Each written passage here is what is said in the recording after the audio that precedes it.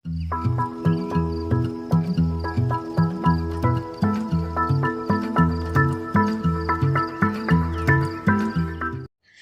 हिंद प्यारे साथियों, हम लोग क्लास 10 का केमिस्ट्री चैप्टर 1 पढ़ रहे हैं जो रासायनिक अभिक्रिया एवं समीकरण है। इस चैप्टर का यह लास्ट वीडियो होगा और इसके बाद में आप लोग को इससे जो भी इम्पोर्टेंट जो ऑब्जेक्टिव क्वेश्चन होगा वह 2024 में होने वाले एग्जाम के लिए बहुत ही इम्पोर्टेंट और बहुत ही महत्वपूर्ण होगा। तो आइए हम इस चैप्टर को सबसे पहले हम खत्म करते हैं और आने वाले वीडियो का आप लोग इंतजार कीजिएगा, है ना। अगर हमारे चैनल पर दोस्तों अगर नए हैं तो चैनल को सब्सक्राइब जरूर कीजिएगा और नोटिफिकेशन को ऑल कर लीजिएगा। आइए हम देखते हैं कि हम कहाँ तक पढ़े थे। ठीक है, हमने क्या किए थे कि हम रासायनिक अभिक्रिया के प्रकारों को हम अच्छी तरीके से बैक वाला वीडियो में बता चुके थे। ठीक है, इसमें क्या क्या पढ़ाए थे हम पहला देख लेते हैं कि संयोजन अभिक्रिया पढ़ा दिए थे, दूसरा है कि वियोजन अभिक्रिया पढ़ाए थे, तीसरा ऊष्माक्षेपी, है ना, चौथा है कि ऊष्माशोषी अभिक्रिया क्या होती है ना, पांचवा है कि विस्थापन अभिक्रिया क्या होती है और छठा है कि द्विविस्थापन अभिक्रिया क्या होती है। इन सारी अभिक्रियाओं के बारे में हम पिछला वीडियो में बता चुके हैं और अच्छी तरीके से बताए हैं कि, है ना, संयोजन अभिक्रिया क्या होते हैं, विस्थापन क्या होते हैं, इस सारी चीज के बारे में बताए हैं। और यहाँ तक कि अवक्षेपण अभिक्रिया क्या होते हैं, उदासीनीकरण अभिक्रिया क्या है, उसके बाद ऑक्सीकरण अपकरण और रेडॉक्स क्या होते हैं। ठीक है, यानी कि ऑक्सीकरण और रेडॉक्स, ऑक्सीकरण और अपकरण दोनों मिलता है तो किसका निर्माण करता है, तो रेडॉक्स होता है ना। इन सारे चीज़ों को मैंने क्या किए हैं तो बता चुके हैं। ठीक है, आइए हम थोड़ा आगे देखते हैं। ठीक है, इससे आगे मैंने जो छोड़ दिया था उसके आगे हम चलते हैं।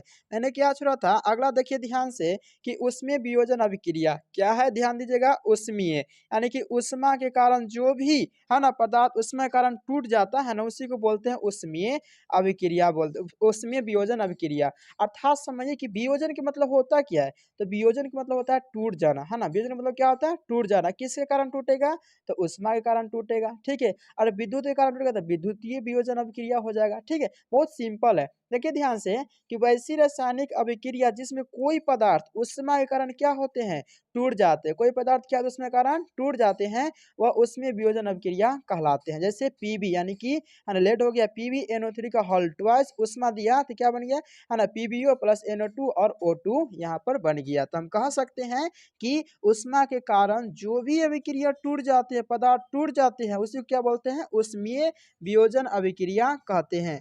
आगे देखते हैं ध्यान से कि विद्युत, अब देखिए ध्यान से, एकदम सिंपल है कि विद्युत वियोजन अभिक्रिया क्या होते हैं। ठीक है, अब देखिए ध्यान से कि वैसी रासायनिक अभिक्रिया जिसमें वियोजन, है ना, विद्युत धारा कारण क्या होता है ना, किस कारण होता है, तो इलेक्ट्रिक के कारण, विद्युत के कारण होता है, उसे क्या बोलते हैं, तो विद्युतीय वियोजन अभिक्रिया कहते हैं। जैसे देखिए यहाँ पर ये क्या चीज है, तो जल है, जल को क्या दिया गया, तो विद्युत। देखिए यहाँ पर विद्युत लिखल रहेगा। ठीक है, ये कैटलिस्ट होता है ना, जो यहाँ पे विद्युत लिखल रहेगा तो समझ जाइएगा कि यह विद्युत वियोजन अभिक्रिया है।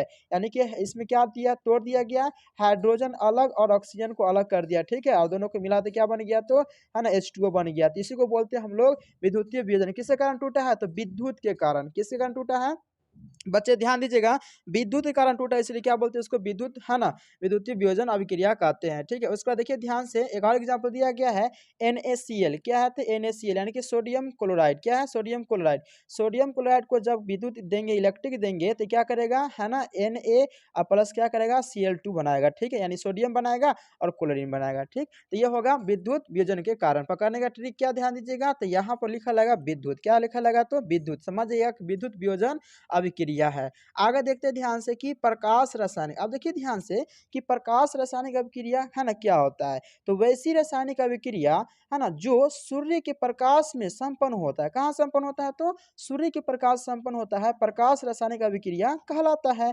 जैसे देखिए यहाँ क्या लिखा गया, सन, यहाँ क्या लिखा गया, सन, यानी कि सन की उपस्थिति में जो होता है टूट जाता है, क्या होता है, टूट जाता है, यानी AgCl, है ना। यहाँ पर Ag मतलब क्या होता है, चांदसील मतलब क्या होता है, क्लोरीन। ये दोनों दोनों क्या हो गया, तो अलग अलग हो गया। किसके कारण, तो ये सन के कारण। किसके कारण, ध्यान रखिएगा, तो सन के कारण क्या होंगे, तो ये टूट गया। ठीक है, इसी को बोलते हैं प्रकाश रासायनिक अभिक्रिया कहा जाता है।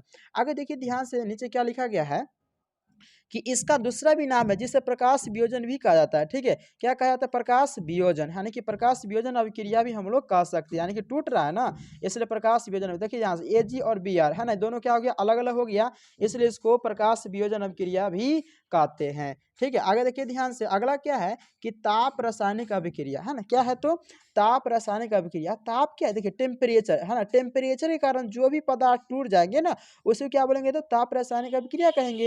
यानी कि वैसा रासायनिक अभिक्रिया जो ताप के कारण क्या होता है? संपन्न होता है। किसके कारण संपन्न होता है? तो ताप के कारण संपन्न होता है, वो क्या बोलेंगे? तो उसको ताप रासायनिक है ना अभिक्रिया कहेंगे। ठीक है, क्या बोलेंगे? तो ताप रासायनिक अभिक्रिया कहेंगे। आगे देखिए ध्यान से, है ना, कुछ समीकरण को यहाँ पर देखते हैं। अब सबसे पहले ध्यान दीजिएगा कि अगर मान लो कि हम यहाँ पे एक एग्जाम्पल लिखते हैं, यानी कि H2 प्लस O2 लिखते हैं, समझ में आ क्या लिखे हैं? हाइड्रोजन एरो का चिन्ह दे देते हैं। ठीक है, और उसके बाद यहाँ पर क्या लिखते हैं? H2O लिखते हैं। अब देखिए ध्यान से कि ये तीर का निशान है, तीर का निशान जिसके सामने लगता है ना, वो क्या कहलाता है? तो प्रतिफल। क्या कहलाता है? ध्यान दीजिएगा, तो प्रतिफल कहलाता है।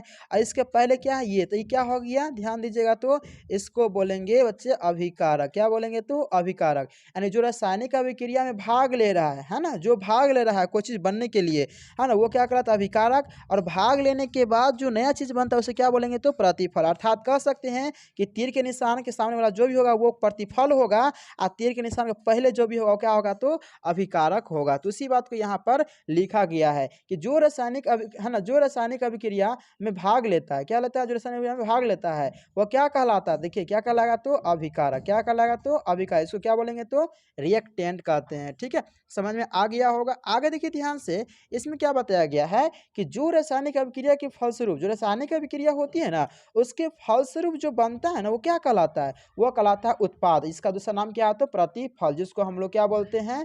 प्रोडक्ट। क्या बोलेंगे? तो प्रोडक्ट कहते हैं। ठीक है, यानी उत्पाद कहलाता है।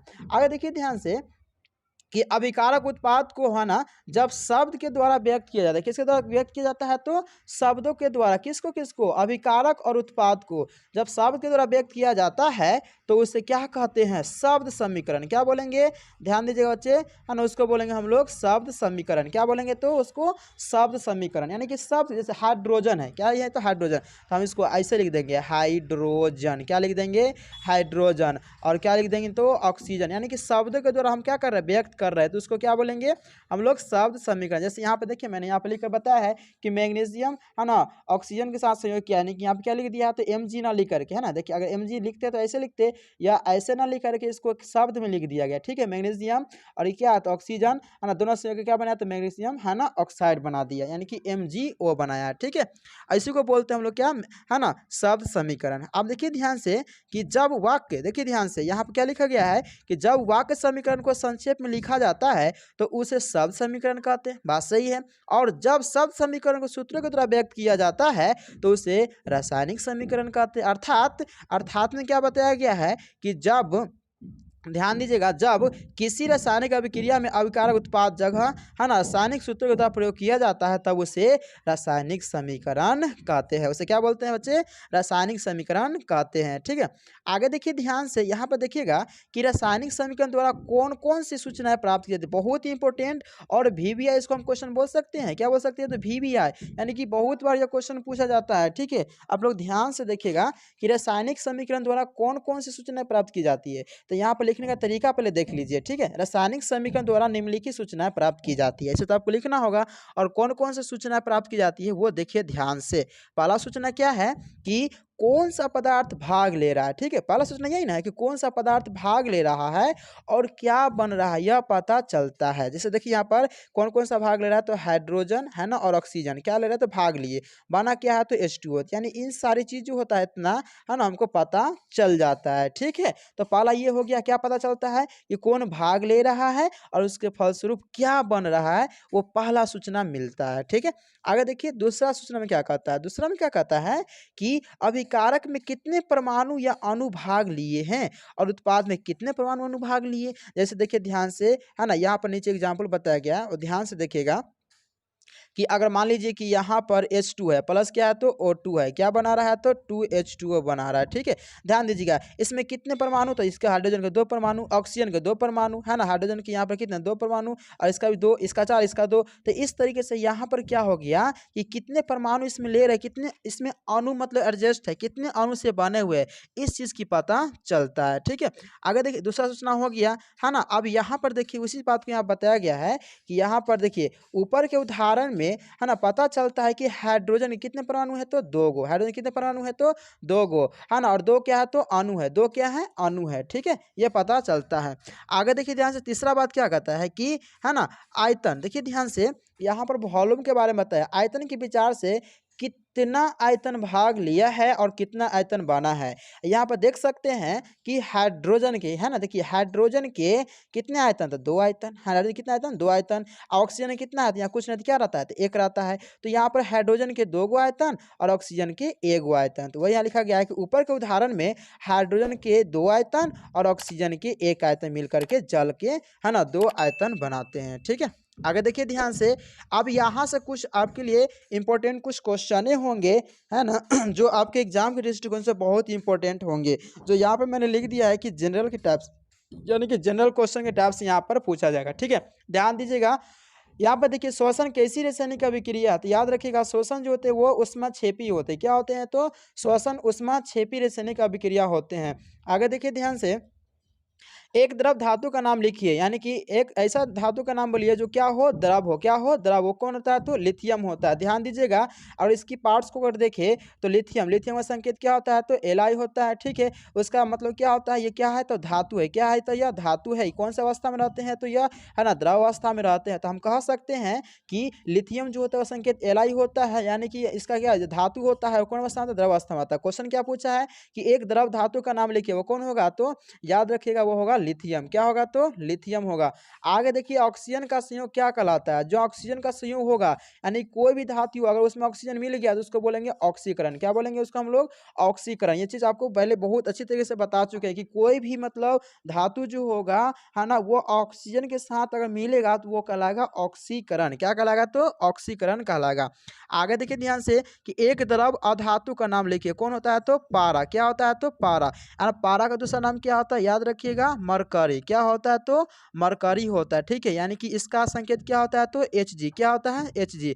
यह क्या होता है तो यह होता है अधातु, क्या होता है तो यह अधातु। यह कमरे के ताप पर क्या होते हैं द्रव होते हैं। ठीक है, तो इतना चीज आप लोग याद रखिएगा। ठीक है, यानी कि एक द्रव अधातु का नाम लिखिए, क्या लिखिएगा तो पारा या मरकरी लिख दीजिएगा। ठीक है, आगे देखिए ध्यान से कि 2 निष्क्रिय गैस का नाम लिखिए, कौन कौन होता है तो हीलियम होता है और क्या होता है तो नियॉन होता है। यानी निष्क्रिय गैस कहते हैं किसी, उस चीज को ध्यान दीजिए, यानी कि वैसा गैस होता है जो किसी के साथ रिएक्शन नहीं लेता है। जैसे कि आप बल्ब में भी देखे होंगे है ना, बल्ब में जो क्या गैस जो भरा रहता है वो कौन सा गैस रहता है, याद रखिएगा निष्क्रिय गैस है ना, निष्क्रिय गैस उसमें डाला जाता है। क्यों डाला जाता है, क्योंकि वह किसी के साथ सहयोग ना करे। ठीक है, या कौन कौन सा गैस होता है तो हीलियम होता है और नियॉन होता है, इसके अलावा 4 और भी गैस होते हैं। आगे देखिए ध्यान से कि अगला क्वेश्चन क्या कहता है कि एक ऐसे तत्व का नाम लिखे, है ना, एक ऐसे तत्व का नाम लिखे जो हथेली पर रखने से पिघल जाता है ना। अब इसका आंसर क्या होगा आपको कमेंट में करके है ना, कमेंट में आपको बताना है, वह मैं हेल्प जरूर करूंगा। ठीक है, सही है गलत है। आगे देखिए अगला क्वेश्चन क्या बता रहा है कि है ना हाइड्रोजन का संयोग क्या कहलाता है, जो हाइड्रोजन का संयोग होता है वो क्या कहलाएगा तो अपकरण कहलाएगा, क्या कहलाएगा बच्चे ध्यान दीजिएगा वह कहलाएगा अपकरण। ठीक है, अगला देखिए कि इलेक्ट्रॉन का त्याग क्या कहलाता है, कोई भी इलेक्ट्रॉन का त्याग कर रहा है उसको बोलेंगे ऑक्सीकरण, या इसका एक और नाम होता है अवकारक, क्या होता है तो अवकारक होता है। ठीक है, यानी कि हम कह सकते हैं कि इलेक्ट्रॉन का जैसे ही त्याग करेगा, अच्छा बताइए कोई त्याग करता है तो पॉजिटिव होता है कि नेगेटिव होता है, यानी कोई दे रहा है इसका मतलब धनवान है, यानी कि देने वाला, ध्यान रखिएगा जो देने वाला होगा ना वह क्या कहलाएगा, वह ध्यान दीजिएगा वह कहलाएगा पॉजिटिव। ठीक है, उसके बाद जो लेने वाला होगा वह क्या कहलाएगा तो नेगेटिव कहलाएगा। ठीक है,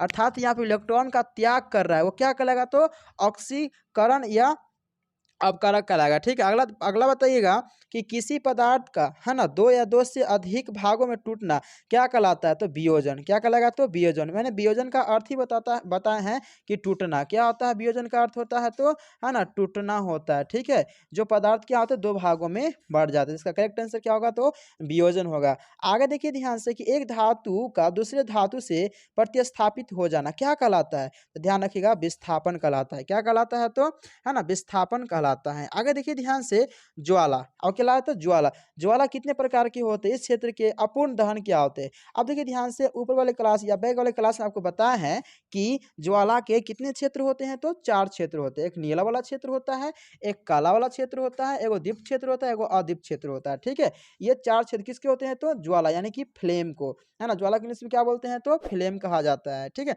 आगे देखिए ध्यान से, है ना अगला क्वेश्चन क्या कहता है, एलपीजी का पूरा नाम क्या होता है। तो एल से क्या होता है, ध्यान रखिएगा लिक्विफाइड होता है, पी से क्या होता है, तो पेट्रोलियम होता है, जी से क्या होता है, तो है ना गैस होता है। ठीक है, यानी कि लिक्विफाइड पेट्रोलियम है ना क्या होता है, तो गैस होता है। ठीक है, इसका उपयोग हम लोग कहाँ करते हैं, ध्यान रखिएगा खाना बनाने में। ठीक है, जो खाना बनाने जो गैस जो होता है ना, इसमें क्या करते हैं, इसका एलपीजी का प्रयोग हम लोग करते हैं। ठीक है, अगला देखते हैं अगला क्वेश्चन क्या कहता है। अगला क्वेश्चन है जो एलपीजी गैस में गंध के लिए क्या मिला जाता है। आप देखिए ध्यान से, एलपीजी गैस जो होता है ना, उसमें हम लोग क्या मिला देते हैं। अच्छा बताइए, ये एलपीजी जो गैस जो होता है, ये एलपीजी गैस जो होता है, इसमें किसी प्रकार गंध होता है कि नहीं होता है, तो बोलेगा सर नहीं होता है। अर्थात इसमें गंध को अलग से मिलाया जाता है। गंध को क्यों मिलाया जाता है, क्योंकि इसमें गंध मिलाने से क्या होता है, इसमें गंध जैसे ही हम मिलाएंगे जिससे हमको यह पता चलता है कि गैस निकला है कि ना निकला है, क्योंकि यह अति क्या होता है, तीव्र नाशक होता है, जल्दी इसमें आग लग जाते हैं। ठीक है, तो इसमें गंध ग्रुप में क्या मिलाया जाता है, तो याद ध्यान रखिएगा एथाइल मार्केप्टन। क्या मिलाया जाता है, तो है ना याद रखिएगा एथाइल मार्केप्टन जो होता है यह एक प्रकार का गैस होता है ना, जो काफी गंध करता है। इसको मिला दिया जाता है ताकि जैसे गैस निकलता है पता चल जाता है कि गैस निकला हुआ है। तो इसका है ना आंसर होगा क्या, तो एथाइल मार्केप्टन, याद रखिएगा।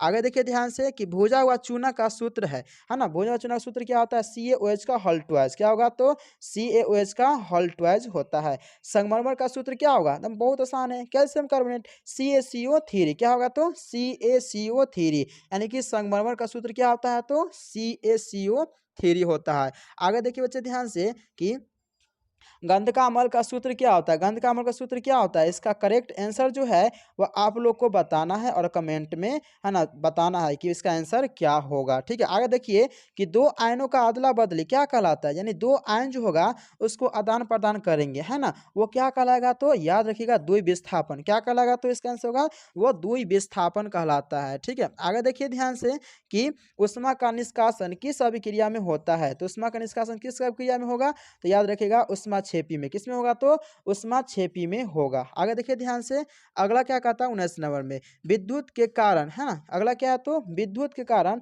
होने वाले अभिक्रिया का उदाहरण को लिखे। तो इसका आंसर क्या होगा, विद्युत रासायनिक अभिक्रिया। क्या होगा, तो विद्युत रासायनिक अभिक्रिया होगा। आगे देखिए ध्यान से, सूर्य के प्रकाश, अगला क्या बता रहा है कि सूर्य के प्रकाश में होने वाले अभिक्रिया का उदाहरण लिखे। तो क्या होगा इसका आंसर, तो प्रकाश रासायनिक समीकरण। अभी तुरंत मैंने बताया है कि जहां पर सनलाइट होगा, तो अगर मान लीजिए यहाँ पर प्रकाश है ना, तो प्रकाश रासायनिक होगा, प्रकाश की उपस्थिति में होगा तो प्रकाश रासायनिक अभिक्रिया होगा।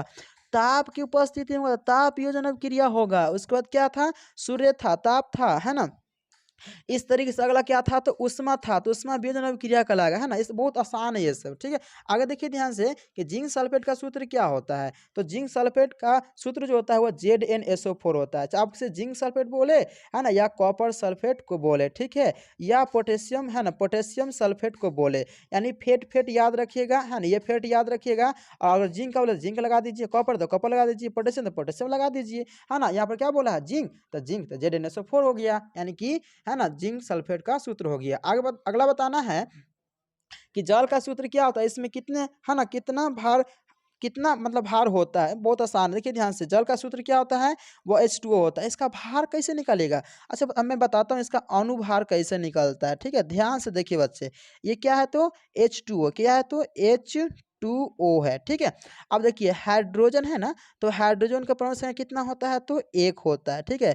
अब 1 का भार 1 ही होगा और कितना परमाणु है, तो 2, तो 2 से आप क्या कर दीजिए, गुना कर दीजिए, ठीक है। फिर प्लस कर दीजिए। ऑक्सीजन कितना परमाणु संख्या 8, इसका भार कितना 8 दूनी 16 होता है, ठीक है। अब यहाँ पर क्या कर लीजिए, 2 कर लीजिए और प्लस क्या कर लीजिए 16, और यहाँ पर 16 और 2 कितना हो गया, तो 18, यानी कि 18 ग्राम इसका आंसर होगा। तो यहाँ पर क्या गया, 18 ग्राम लिखा गया। तो आप किसी भी चीज़ का भार अच्छी तरीके से क्या कर सकते हैं, तो निकाल सकते हैं, ठीक है।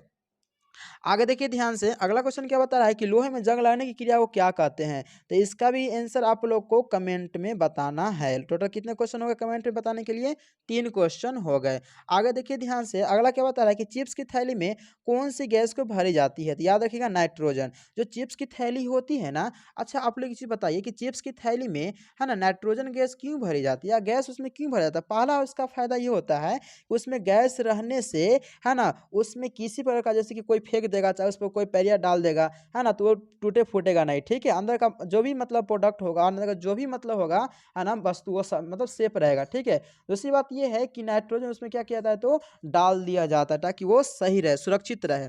आगे देखिए ध्यान से कि दूध से दही बनाना कैसा परिवर्तन होता है। तो याद रखिएगा दूध से दही बनना, दूध से दही बनते हुए हम लोग देखते हैं क्या, नहीं देखते हैं कि दूध से दही कैसे बन जाता है। तो हम कहेंगे कि यह कौन सा परिवर्तन हो गया, रासायनिक। कौन सा हो गया, तो रासायनिक परिवर्तन होगा, ठीक है। अगर हम जिस चीज़ को देख लेंगे परिवर्तन होते हुए, उसको हम लोग क्या बोलेंगे, तो भौतिक परिवर्तन। क्या बोलेंगे बच्चे, ध्यान दीजिएगा, भौतिक परिवर्तन कहेंगे, यानी जिसको नहीं देखेंगे तो रासायनिक परिवर्तन कहेंगे। आगे देखिए ध्यान से, मैंने आपको बताया है कि धीरे धीरे आपको ऑब्जेक्टिव से आपको सब्जेक्टिव की तरफ लाऊंगा, आपको पता ही नहीं चलेगा, ठीक है। अब देखिए यहाँ पे एक क्वेश्चन आ गया कि रासायनिक समीकरण को क्यों संतुलित करना चाहिए। VBI क्वेश्चन है, ध्यान दीजिएगा, बहुत बार ये सब क्वेश्चन पूछा जाता है कि रासायनिक समीकरण को संतुलित करना क्यों आवश्यक है। देखिए क्या लिखे हैं कि रासायनिक समीकरण को द्रव्यमान संरक्षण के सिद्धांत का पालन करने के लिए संतुलित करना आवश्यक होता है, ठीक है। यानी कि यह द्रव्यमान संरक्षण नियम का क्या हो जाए, पालन करे, इसलिए इसको संतुलित करना आवश्यक होता है। आगे देखिए ध्यान से, अगला क्या बता रहा है कि गैस और अवक्षेप का संकेत किस प्रकार से लिखा जाता है। देखिए ध्यान से, गैस है ना, तो गैस का मतलब कहाँ जाएगा, गैस ऊपर जाएगा। मैंने पहले ही बताया है कि गैस के मतलब क्या, ऊपर की तीर जाएगा तो गैस के हो गया। और उसके बाद क्या, अवक्षेप। अवक्षेप के मतलब क्या होता है, बहुत अच्छी तरीके से आपको बताए थे। अवक्षेप का मतलब क्या होता है कि कोई भी पात्र में कोई चीज हम रख रहे हैं, तो कोई पात्र मान लो ये सब कुछ रख रहे थे, नीचे आकर के बैठ जाना अच्छी तरीके से, ठीक है, वही क्या कहलाता है, तो अवक्षेप कहलाता है। तो अवक्षेप कहाँ आएगा, तो नीचे ना बैठेगा, तो नीचे की तरफ तीर रहेगा, और ऊपर की तरफ क्या रहेगा, तो गैस का रहेगा, ठीक है। आगे देखिए ध्यान से, अगला क्या बता रहा है कि मैग्नीशियम कार्बोनेट का है ना सूत्र क्या होता है। ध्यान दीजिएगा, तुरंत बता है, मैग्नीशियम कार्बोनेट है ना, तो मैग्नीशियम तो लिख लीजिएगा, कार्बोनेट सूत्र क्या, CO3 दिया, इसका होल ट्वाइस कर लीजिएगा, यानी MgCO3 का होल ट्वाइस हो जाएगा। आगे देखिए ध्यान से, अगला क्या कहता है कि दो, है ना, दो या दो से अधिक पदार्थों का जुड़ना क्या कहलाता है। तो इसका आंसर क्या होगा, तो संयोजन अभिक्रिया कहलाता है। क्या कहलाता है, तो संयोजन अभिक्रिया कहलाता है। विश्वास साथ करता हूँ कि आपको यह है ना चैप्टर समझ में आया होगा, और यह चैप्टर जो है यह प्रथम चैप्टर था जो यह खत्म हो चुका है। इसका है ना अगला वीडियो में हम VBI 2024 में जो एग्जाम होगा ना, उसी के आधार पर हम क्या करेंगे, इसका ऑब्जेक्टिव क्वेश्चन को लेकर के आएंगे, है ना। मैं विश्वास के साथ कहता हूं कि जरूर जरूर से जरूर इस चैप्टर में से कोई भी क्वेश्चन आएगा, तो हमारे इस ऑब्जेक्टिव में है जो क्वेश्चन दूंगा उसी में से ही 100 के 100, मैं तो नहीं बोल सकता, मैं विश्वास के साथ कहता हूँ, मेहनत के साथ कहता हूँ कि जरूर आएगा, तो आएगा, ठीक है। जय हिंद। अगर आपको यह वीडियो अच्छा लगे तो हमारे चैनल को सब्सक्राइब जरूर कीजिएगा, है ना, और दोस्तों के साथ शेयर भी कीजिएगा।